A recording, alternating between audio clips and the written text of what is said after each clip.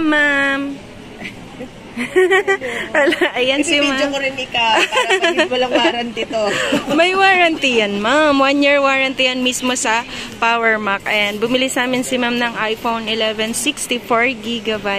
Murang-mura lang yan dito sa store na nabili lang niya yan ng pinakamababang price. Meron na siyang NTC approved 64GB mga kalablab ko. So kung bago ka pa sa channel ko, huwag mo na akong kalimutan i-like, share at subscribe. Pakihit mo na rin ang notification bell para lagi kang updated sa mga video na ina-upload ko mga kalablab ko.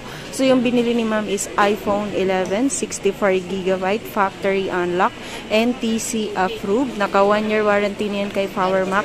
Meron siyang freebies na case. Murang-mura lang yung phone na binili niya dito sa amin sa halagang 23,500 mga kalablab ko. Naka 1-year warranty ka na.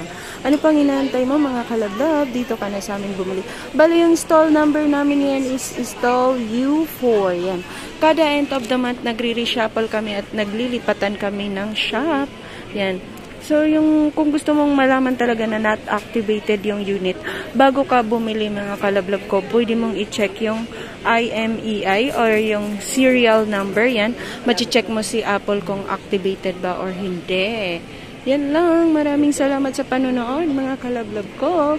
Mag-subscribe ka na para masaya.